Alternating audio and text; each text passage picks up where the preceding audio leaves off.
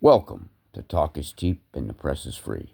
And today's story is corporate dominance and the losing of your rights as we see them. In a startling revelation, cybersecurity analysts warn that the modern smartphone, a device Americans rely on for banking, communication, and daily life, may be more vulnerable to state backed spyware than previously acknowledged. Central to this concern is Pegasus, the infamous spyware developed by Israel's NSO group, which has reportedly been deployed on millions of devices worldwide. Experts say the threat isn't just technical, it's structural. This isn't just a bug or a vulnerability, says Mara Reynolds, a cybersecurity analyst who has tracked spyware operations for over a decade. It's the product of corporate influence on government, legal loopholes, market dominance.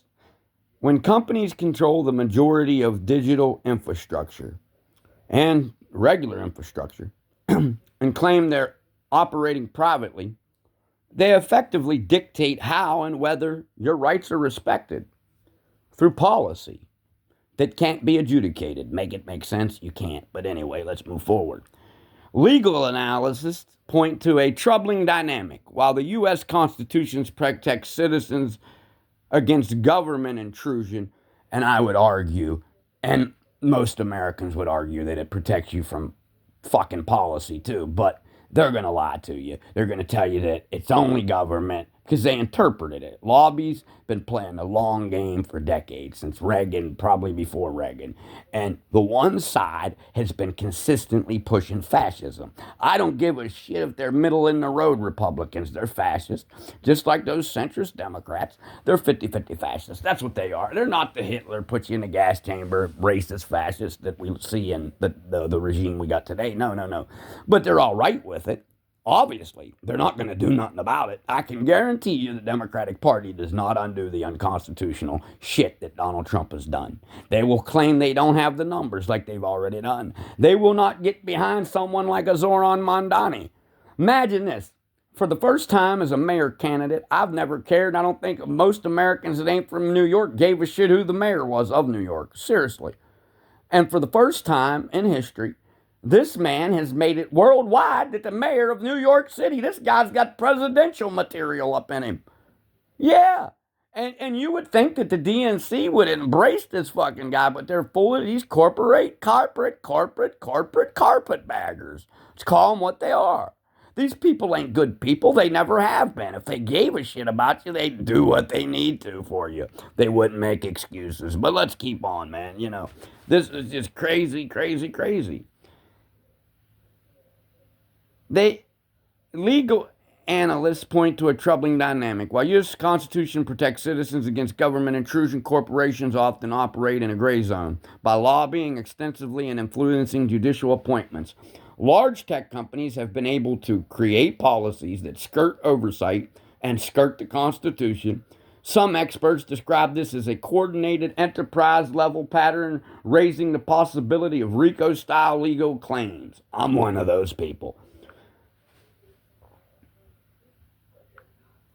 Documents obtained by investigative journalists indicate that major smartphone manufacturers or phone manufacturers and software platforms, while not directly selling spyware, allowed vulnerabilities in their systems to persist. It's one thing to have a flaw, explains Reynolds. It's another to have a system that knowingly leaves that flaw exploitable by state-backed actors. That I couldn't have said it better myself, Reynolds. Consumer advocates argue that this pattern undermines the very foundation of personal rights. If 90% of devices and services are controlled by a few corporations, that the promise of constitutional protection becomes meaningless, says legal scholar Dr. Amina Patel, and I, myself, the writer of this story. Citizens are left with the illusion of privacy while their digital lives are subject to surveillance. The story has already sparked legal scrutiny. Class action lawsuits have been filed against several corporations for failing to disclose security risk and for enabling government surveillance without consent. And analysts say these cases could set precedent for holding both corporations and complicit government actors accountable. Let's hope these judges wasn't on the payroll. Let's just hope. I'm just hoping they're not. Supreme Court don't have me real work, to secure in that. Meanwhile,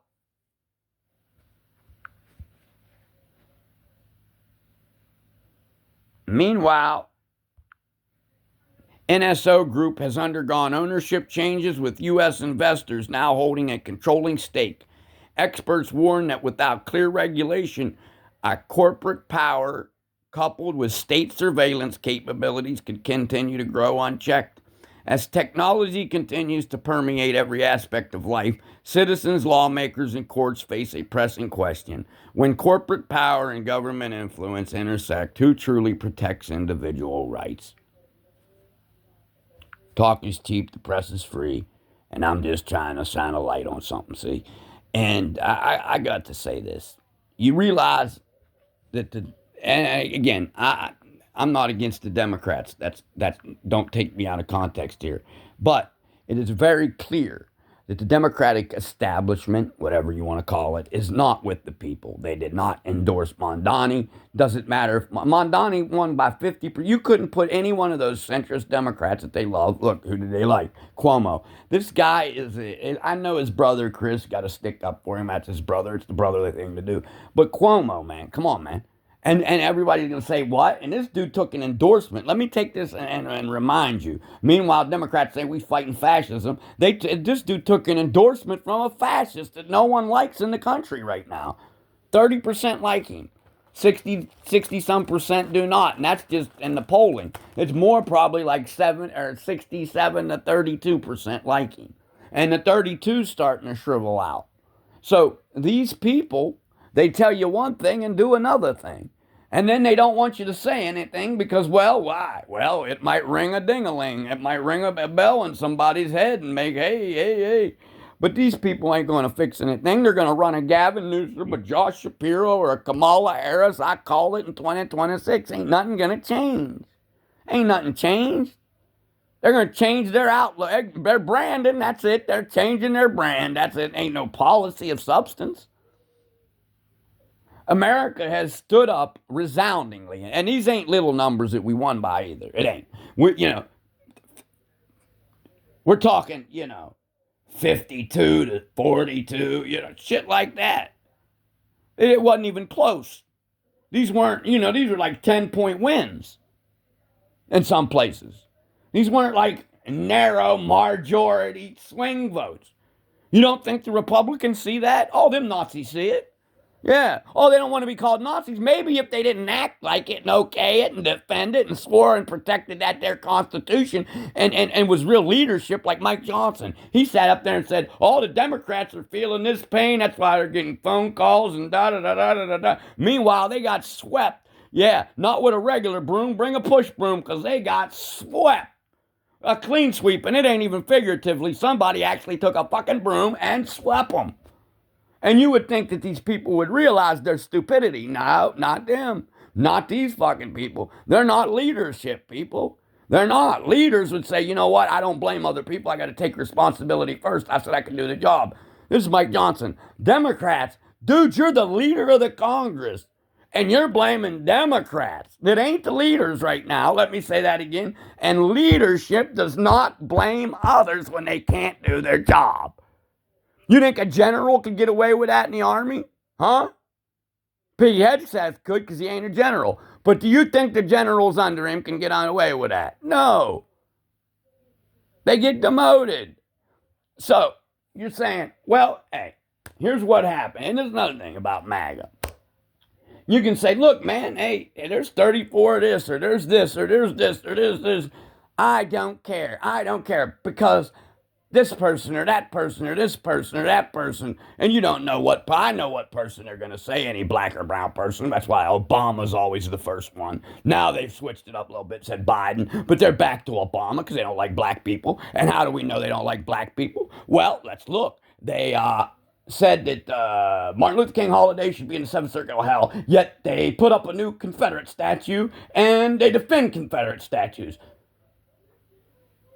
But you have black conservatives. Make that shit make sense. You can't make that make sense. Jesse Peterson, look at this guy. This guy might as well wear whiteface.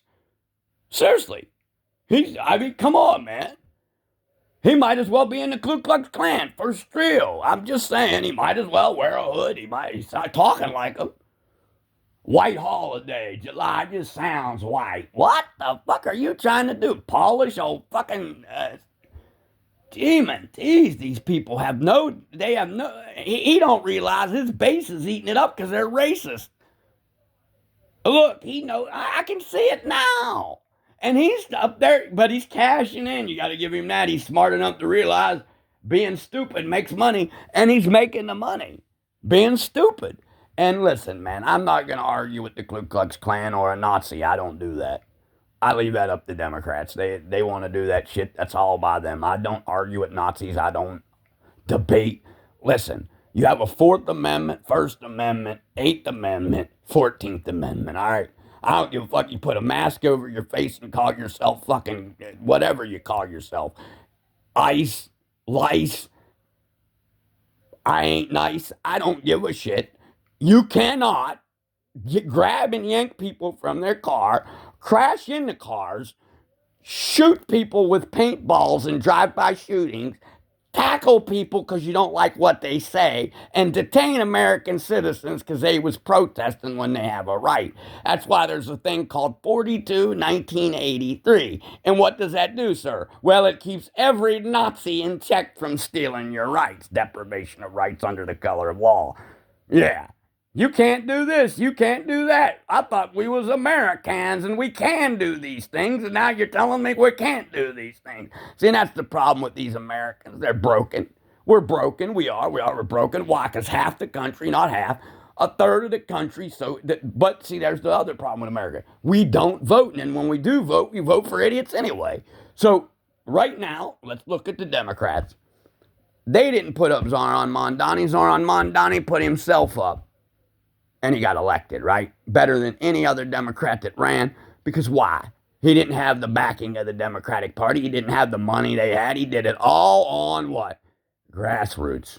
Grassroots. No corporate PACs. No, none of that. But these guys, the Ken Martins that say they're leadership, DNC chairs, and I don't know what they are. But they're not leaders. Because this time and moment requires leadership. Now, they'll act like it, but they are not. You might hate me for saying it, but the facts are the fact. How can you allow this kind of thing that I've just reported on to happen? They're not trying to stop these companies. They're still trying to be buddy-buddy. These companies have a chokehold. When they own 90% of everything, right? And you say, well, I have a first. No, you don't. You can't walk on my sidewalk no more.